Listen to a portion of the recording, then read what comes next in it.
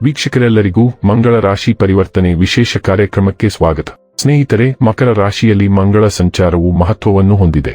ಕಾರ್ಯ ಮತ್ತು ಮಹತ್ವಾಕಾಂಕ್ಷೆಯ ಗ್ರಹ ಮಕರ ರಾಶಿಯ ಪ್ರಾಯೋಗಿಕ ಮತ್ತು ಶಿಸ್ತುಬದ್ಧ ಶಕ್ತಿಗಳೊಂದಿಗೆ ಹೊಂದಾಣಿಕೆಯಾಗುತ್ತದೆ. ಈ ಸಂಯೋಜನೆಯು ಜೀವನದ ವಿವಿಧ ಅಂಶಗಳಲ್ಲಿ ಗುರಿಗಳನ್ನು ಸಾಧಿಸಲು ದೃಢವಾದ ಮತ್ತು ಕಾರ್ಯತಂತ್ರದ ವಿಧಾನವನ್ನು ಪೋಷಿಸುತ್ತದೆ. ಮಕರ ರಾಶಿ ಮಣ್ಣಿನ ಚಿಹ್ನೆಯಾಗಿ ಅದರ ಕ್ರಮಬದ್ಧ ಮತ್ತು ಗುರಿಯಾಧಾರಿತ ಸ್ವಭಾವಕ್ಕೆ ಹೆಸರುವಾಸಿಯಾಗಿದೆ. ಈ ಚಿಹ್ನೆಯ ಮೂಲಕ ಮಂಗಳವು ಸಾಗಿದಾಗ ಇದು ದೀರ್ಘಾವಧಿಯ ಉದ್ದೇಶಗಳಲ್ಲಿ ಯಶಸ್ವಿಯಾಗಲು ಡ್ರೈವ್ ಅನ್ನು ವರ್ಧಿಸುತ್ತದೆ. ವ್ಯಕ್ತಿಗಳು ವೃತ್ತಿ ಮಹತ್ವಾಕಾಂಕ್ಷೆಗಳ ಮೇಲೆ ಹೆಚ್ಚು ಗಮನಹರಿಸಬಹುದು, ಗುರುತಿಸುವಿಕೆ ಮತ್ತು ಅಧಿಕಾರವನ್ನು ಬಯಸುತ್ತಾರೆ. ಈ ಸಾಗಣೆಯ ಸಮಯದಲ್ಲಿ ಶಕ್ತಿಯು ಕಾರ್ಯಗಳಿಗೆ ಶಿಸ್ತುಬದ್ಧ ಮತ್ತು ಸಂಘಟಿತ ವಿಧಾನವನ್ನು ಪ್ರೋತ್ಸಾಹಿಸುತ್ತದೆ, ಜವಾಬ್ದಾರಿ ಮತ್ತು ಸಮರ್ಪಣೆಯ ಪ್ರಜ್ಞೆಯನ್ನು ಉತ್ತೇಜಿಸುತ್ತದೆ. ಮಕರ ರಾಶಿಯಲ್ಲಿ ಮಂಗಳವು ಪರಿಣಾಮಕಾರಿ ಸಮಯ ನಿರ್ವಹಣೆ ಮತ್ತು ಕಾರ್ಯತಂತ್ರದ ಯೋಜನೆಗಳ ಪ್ರಾಮುಖ್ಯತೆಯನ್ನು ಸಹ ಒತ್ತಿ ಹೇಳುತ್ತದೆ. ಜನರು ತಮ್ಮ ಬದ್ಧತೆಗಳ ಬಗ್ಗೆ ಹೆಚ್ಚಿನ ಜವಾಬ್ದಾರಿಯನ್ನು ಅನುಭವಿಸಬಹುದು ಮತ್ತು ಯಶಸ್ಸಿಗೆ ಅಗತ್ಯವಾದ ಕಠಿಣ ಪರಿಶ್ರಮವನ್ನು ಹಾಕಲು ಸಿದ್ಧರಿದ್ದಾರೆ. ಮಕರ ರಾಶಿಯಲ್ಲಿ ಈ ಮಂಗಳ ಸಾಗಣೆಯು ವ್ಯಕ್ತಿಗಳು ತಮ್ಮ ಪ್ರಯತ್ನಗಳಲ್ಲಿ ಪ್ರಾಯೋಗಿಕ ಮತ್ತು ವಾಸ್ತವಿಕವಾಗಿರಲು ಪ್ರೇರೇಪಿಸುತ್ತದೆ, ಸ್ಪಷ್ಟವಾದ ಫಲಿತಾಂಶಗಳನ್ನು ಒತ್ತಿ ಹೇಳುತ್ತದೆ. ಮಕರ ರಾಶಿಯಲ್ಲಿ ಮಂಗಳದ ಪ್ರಭಾವವು ವೈಯಕ್ತಿಕ ಗುರಿಗಳನ್ನು ಮೀರಿ ಸಾಮಾಜಿಕ ಮತ್ತು ಜಾಗತಿಕ ರಚನೆಗಳಿಗೆ ವಿಸ್ತರಿಸುತ್ತದೆ. ಆಡಳಿತ, ಅಧಿಕಾರ ಮತ್ತು ಪ್ರಾಯೋಗಿಕ ಪರಿಹಾರಗಳ ಅನುಷ್ಠಾನಕ್ಕೆ ಸಂಬಂಧಿಸಿದ ವಿಷಯಗಳ ಬಗ್ಗೆ ಹೆಚ್ಚಿನ ಗಮನವನ್ನು ಹೊಂದಿರಬಹುದು. ಸಾಮೂಹಿಕ ಗಮನವು ವಿವಿಧ ಡೊಮೇನ್ಗಳಲ್ಲಿ ಸ್ಥಿರತೆ ಮತ್ತು ಕ್ರಮವನ್ನು ಸಾಧಿಸುವ ಕಡೆಗೆ ಬದಲಾಗಬಹುದು. ಸ್ಪಷ್ಟ ಉದ್ದೇಶಗಳನ್ನು ಹೊಂದಿಸುವ ಮೂಲಕ, ಶಿಸ್ತುಬದ್ಧ ಕೆಲಸದ ನೀತಿಯನ್ನು ಅನುಸರಿಸುವ ಮೂಲಕ ಮತ್ತು ದೀರ್ಘಾವಧಿಯ ಆಕಾಂಕ್ಷೆಗಳೊಂದಿಗೆ ಹೊಂದಾಣಿಕೆ ಮಾಡುವ ಕಾರ್ಯತಂತ್ರದ ನಿರ್ಧಾರಗಳನ್ನು ಮಾಡುವ ಮೂಲಕ ವ್ಯಕ್ತಿಗಳು ಈ ಸಾರಿಗೆಯ ಮಹತ್ವಾಕಾಂಕ್ಷೆಯ ಶಕ್ತಿಯನ್ನು ಚಾನಲ್ ಮಾಡುವುದು ಅತ್ಯಗತ್ಯ. ಮಕರ ಸಂಕ್ರಾಂತಿ 2024ರಲ್ಲಿ ಮಂಗಳ ಸಾಗಣೆಯು ವ್ಯಕ್ತಿಗಳಿಗೆ ತಮ್ಮ ಮಹತ್ವಾಕಾಂಕ್ಷೆಗಳನ್ನು ಕೇಂದ್ರೀಕೃತ ಮತ್ತು ನಿರಂತರ ಪ್ರಯತ್ನಗಳ ಮೂಲಕ ಪ್ರಕಟಿಸಲು ಅವಕಾಶವನ್ನು ಒದಗಿಸುತ್ತದೆ, ಯಶಸ್ಸು ಮತ್ತು ಸಾಧನೆಯತ್ತ ದಾಪುಗಾಲು ಹಾಕುತ್ತದೆ. ವರ್ಷ 2024ರ ಫೆಬ್ರವರಿ ತಿಂಗಳಿನ 5ನೇ ತಾರೀಕಿನ ದಿನ ರಾತ್ರಿಯ 9:07 ಮಂಗಳವು ಮಕರ ರಾಶಿಯಲ್ಲಿ ಸಾಗಲಿದೆ. ಈ ಸಾಗಣೆಯು ನಮ್ಮೆಲ್ಲರ ಮೇಲೆ ಗಮನಾರ್ಹ ಪರಿಣಾಮ ಬೀರುತ್ತದೆ, ಆದರೆ ತಮ್ಮ ಜನ್ಮ ಚಾರ್ಟ್ಗಳಲ್ಲಿ ಪ್ರಮುಖ ಮಂಗಳವನ್ನು ಹೊಂದಿರುವವರಿಗೆ ಇದು ವಿಶೇಷವಾಗಿ ಶಕ್ತಿಯುತವಾಗಿರುತ್ತದೆ. ಈ ಸಮಯದಲ್ಲಿ ನೀವು ಸಾಮಾನ್ಯಕ್ಕಿಂತ ಹೆಚ್ಚು ಶಕ್ತಿಯುತ ಪ್ರೇರಣೆ ಮತ್ತು ದೃಢತೆಯನ್ನು ಅನುಭವಿಸಬಹುದು. ನೀವು ಅಪಾಯಗಳನ್ನು ತೆಗೆದುಕೊಳ್ಳಲು ಮತ್ತು ಉತ್ಸಾಹದಿಂದ ನಿಮ್ಮ ಗುರಿಗಳನ್ನು ಅನುಸರಿಸಲು ಹೆಚ್ಚು ಒಲವು ತೋರಬಹುದು. ಆದಾಗ್ಯೂ ಈ ಶಕ್ತಿಯನ್ನು ಬುದ್ಧಿವಂತಿಕೆಯಿಂದ ಬಳಸುವುದು ಮುಖ್ಯ. ಮಂಗಳವು ಆಕ್ರಮಣಶೀಲತೆ ಮತ್ತು ಹಠಾತ್ ಪ್ರವೃತ್ತಿಯೊಂದಿಗೆ ಸಹ ಸಂಬಂಧ ಹೊಂದಬಹುದು, ಆದ್ದರಿಂದ ನಿಮ್ಮ ಆಲೋಚನೆಗಳು ಮತ್ತು ಕಾರ್ಯಗಳ ಬಗ್ಗೆ ಜಾಗರೂಕರಾಗಿರಬೇಕು. ನೀವು ಮಂಗಳದ ಶಕ್ತಿಯನ್ನು ಧನಾತ್ಮಕ ರೀತಿಯಲ್ಲಿ ಚಾನೆಲ್ ಮಾಡಲು ಸಾಧ್ಯವಾದರೆ ಈ ಸಾಗಣೆಯ ಸಮಯದಲ್ಲಿ ನೀವು ದೊಡ್ಡದನ್ನು ಸಾಧಿಸಲು ಸಾಧ್ಯವಾಗುತ್ತದೆ.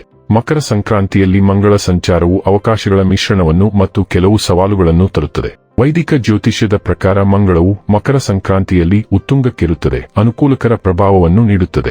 ಆದಾಗ್ಯೂ ಡೈನಾಮಿಕ್ಸ್ ಸಂಕೀರ್ಣವಾಗಿದೆ. ಮಂಗಳ ಮತ್ತು ಮಕರ ಸಂಕ್ರಾಂತಿಯ ಅಧಿಪತಿ ಗುರುವು ಹಂಚಿಕೊಂಡಿರುವ ವೈರತ್ವದ ಸಂಬಂಧವನ್ನು ನೀಡಲಾಗಿದೆ. ಅನುಕೂಲಕರ ಸಾರಿಗೆಯ ಹೊರತಾಗಿಯೂ ಈ ಸಾಗಣೆಯ ಸಮಯದಲ್ಲಿ ಭಾವನಾತ್ಮಕ ತೃಪ್ತಿಯು ಸವಾಲಿನ ಅನ್ವೇಷಣೆಯಾಗಬಹುದು. ಸ್ಥಳೀಯರು ಅಸಹನೆ ಮತ್ತು ನಿರಂತರ ಅಡೆತಡೆಗಳ ಪ್ರಜ್ಞೆಯನ್ನು ಎದುರಿಸಬಹುದು. ಶಕ್ತಿಗಳು ಕಠಿಣ ಪರಿಶ್ರಮ ಮತ್ತು ಪ್ರಯತ್ನಗಳ ಫಲವನ್ನು ವಿಳಂಬಗೊಳಿಸಲು ಸಂಚು ಮಾಡಬಹುದು. ಸ್ಥಳೀಯರ ತಾಳ್ಮೆಯನ್ನು ಪರೀಕ್ಷಿಸುತ್ತದೆ. ತೀರ್ಮಾನಕ್ಕೆ ಮಕರ ಸಂಕ್ರಾಂತಿಯ ಮೂಲಕ ಮಂಗಳದ ಸಾಗಣೆಯು ಪ್ರಯೋಗಗಳು ಮತ್ತು ವಿಜಯಗಳೆರಡರ ಅವಧಿಯಾಗಿರುತ್ತದೆ. ಅಲ್ಲಿ ಸ್ಥಿತಿಸ್ಥಾಪಕತ್ವ ಮತ್ತು ಅಚಲವಾದ ಬದ್ಧತೆಯು ಈ ಅವಧಿಯಲ್ಲಿ ಯಶಸ್ವಿಯಾಗಲು ಪ್ರಮುಖವಾಗಿದೆ. ಮಂಗಳ ಗ್ರಹವು ಮಕರ ರಾಶಿಯಲ್ಲಿದ್ದಾಗ ಕೆಲವು ವಿಶಿಷ್ಟ ಗುಣಲಕ್ಷಣಗಳನ್ನು ಪಡೆದುಕೊಳ್ಳುತ್ತದೆ. ಅಂತಹ ಸ್ಥಳೀಯರು ತಮ್ಮ ಜೀವನದಲ್ಲಿ ತಮ್ಮ ಗುರಿಗಳನ್ನು ಸಾಧಿಸಲು ಶ್ರಮಿಸುತ್ತಾರೆ. ಅವರು ತಮ್ಮ ಭವಿಷ್ಯವನ್ನು ಉಜ್ವಲಗೊಳಿಸಲು ಎದುರು ನೋಡುತ್ತಾರೆ.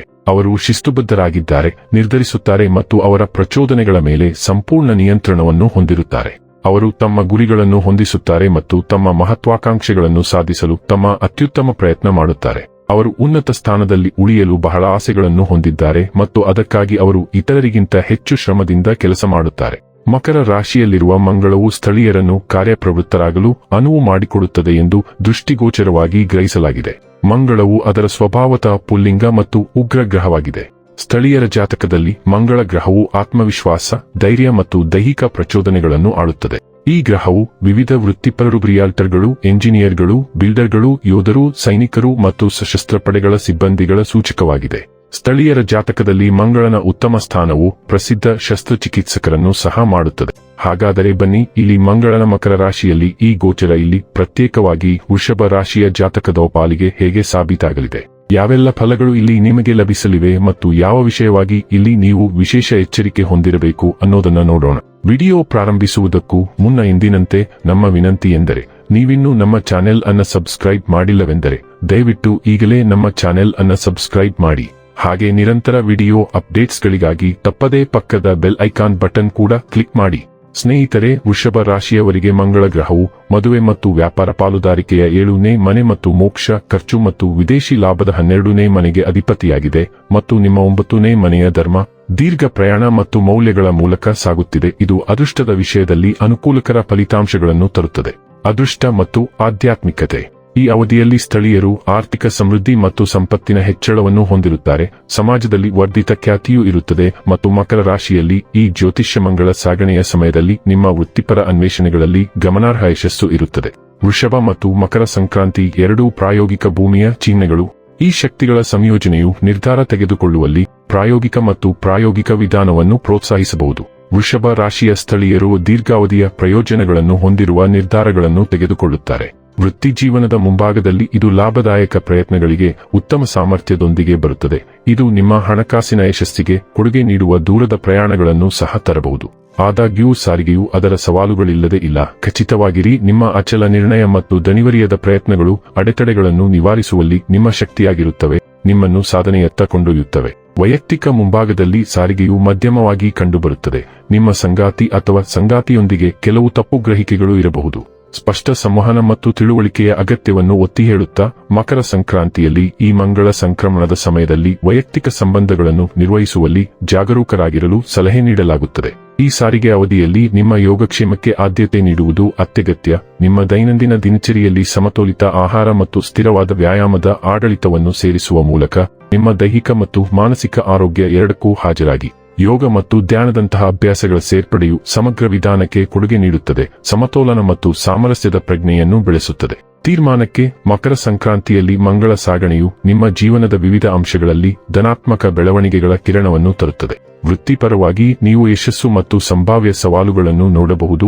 ವೈಯಕ್ತಿಕ ಸಂಬಂಧಗಳಲ್ಲಿ ಸಮತೋಲನವನ್ನು ಕಾಯ್ದುಕೊಳ್ಳುವುದು ಮತ್ತು ನಿಮ್ಮ ಆರೋಗ್ಯಕ್ಕೆ ಆದ್ಯತೆ ನೀಡುವುದು ವೃಷಭ ರಾಶಿಯವರಿಗೆ ಈ ಸಾರಿಗೆಯ ಪ್ರಯೋಜನಗಳನ್ನು ಗರಿಷ್ಠಗೊಳಿಸಲು ಪ್ರಯೋಜನಕಾರಿಯಾಗಿದೆ. ವೃಷಭ ರಾಶಿಯವರ 7ನೇ ಮತ್ತು 12ನೇ ಮನೆಗಳು ಮಂಗಳನ ಅಧಿಪತಿಯ ಅಡಿಯಲ್ಲಿ ಬರುತ್ತವೆ. ಮಕರ ಸಂಕ್ರಾಂತಿ ರಾಶಿಚಕ್ರ ಚಿಹ್ನೆಯಲ್ಲಿ ಉಳಿಯುವ ಸಮಯದಲ್ಲಿ ಉರಿಯುತ್ತಿರುವ ಗ್ರಹವು ನಿಮ್ಮ 9ನೇ ಮನೆಗೆ ಪ್ರವೇಶಿಸುತ್ತದೆ. ಇದರ ಪರಿಣಾಮವಾಗಿ ನಿಮ್ಮ ಆದಾಯವು ಹೆಚ್ಚಾಗುತ್ತದೆ ಮತ್ತು ನೀವು ದೂರದ ಪ್ರಯಾಣವನ್ನು ಕೈಗೊಳ್ಳಲು ಅವಕಾಶವನ್ನು ಪಡೆಯುತ್ತೀರಿ. ವಿದೇಶಿ ನೆಲಕ್ಕೂ ಕಾಲಿಡುವ ಅವಕಾಶ ಸಿಗಲಿದೆ. ನಿಮ್ಮ ವ್ಯವಹಾರದ ವಿಷಯದಲ್ಲಿ ನೀವು ಉತ್ತಮ ಪ್ರಮಾಣದ ಲಾಭವನ್ನು ಸಹ ನಿರೀಕ್ಷಿಸಬಹುದು. ಸಮಾಜದಲ್ಲಿ ನಿಮ್ಮ ಸ್ಥಾನಮಾನ ಹೆಚ್ಚಾಗುತ್ತದೆ. ಅದೇನೇ ಇದ್ದರೂ ನಿಮ್ಮ ಹೆತ್ತವರ ಆರೋಗ್ಯವು ಹದಗೆಡಬಹುದು. ಈ ಮಧ್ಯೆ ನೀವು ಪ್ರಮುಖ ಜೀವನ ಸಂಗಾತಿಯ ಪ್ರಮುಖ ಸಾಧನೆಗಳನ್ನು ಪಡೆಯುವ ಸಾಧ್ಯತೆಯಿದೆ. ಅದು ನಿಮ್ಮ ಸಾಮಾಜಿಕ ಸ್ಥಾನಮಾನವನ್ನು ಹೆಚ್ಚಿಸುತ್ತದೆ. ಸೀಮಿತ ಪ್ರಮಾಣದ ಖರ್ಚುಗಳಿಂದಾಗಿ ನಿಮ್ಮ ಆರ್ಥಿಕ ಸ್ಥಿತಿ ಸುಧಾರಿಸುತ್ತದೆ. ಈ ಸಾರಿಗೆ ಅವಧಿಯು ನಿಮ್ಮ ಕಿರಿಯ ಸಹೋದರ ಸಹೋದರಿಯರಿಗೆ ಸ್ವಲ್ಪ ಪ್ರತಿಕೂಲವಾಗಿದೆ, ಏಕೆಂದರೆ ಅವರು ಕೆಲವು ಸಮಸ್ಯೆಗಳಿಗೆ ಗುರಿಯಾಗಬಹುದು. ನಿಮ್ಮ ದೇಶೀಯ ಜೀವನವು ಈ ಸಾರಿಗೆಯ ಧನಾತ್ಮಕ ಪ್ರಭಾವದ ಅಡಿಯಲ್ಲಿರುತ್ತದೆ. ಇನ್ನು ಕೊನೆಯದಾಗಿ ಮಾಡಿಕೊಳ್ಳಬೇಕಾದ ಉಪಾಯಗಳ ಕುರಿತು ನೋಡುವುದಾದರೆ, ಪ್ರತಿ ಮಂಗಳವಾರ ಹನುಮಾನ್ ದೇವಸ್ಥಾನಕ್ಕೆ ಭೇಟಿ ನೀಡಿ ಮತ್ತು ಕಿತ್ತಳೆ ಸಿಂಧೂರವನ್ನು ಅರ್ಪಿಸಿ. ವೀಕ್ಷಕರೇ, ಇದಾಗಿತ್ತು ವೃಷಭ ರಾಶಿಯ ಜಾತಕದವರ ಮಂಗಳನ ರಾಶಿ ಪರಿವರ್ತನೆ ಫಲದ ಮಾಹಿತಿ ಇಷ್ಟವಾದರೆ ವಿಡಿಯೋವನ್ನು ಲೈಕ್ ಮತ್ತು ಶೇರ್ ಮಾಡಿ. ಜೈ ಶ್ರೀರಾಮ್. ಕಾಮೆಂಟ್ ಬಾಕ್ಸ್ನಲ್ಲಿ ಬರೆಯಿರಿ. ಹಾಗೆ ಚಾನೆಲ್ ಸಬ್ಸ್ಕ್ರೈಬ್ ಮಾಡುವುದರ ಜೊತೆಗೆ ನಿರಂತರ ವಿಡಿಯೋ ಅಪ್ಡೇಟ್ಸ್ಗಳಿಗಾಗಿ ಪಕ್ಕದ ಬೆಲ್ ಐಕಾನ್ ಕ್ಲಿಕ್ ಮಾಡಿ.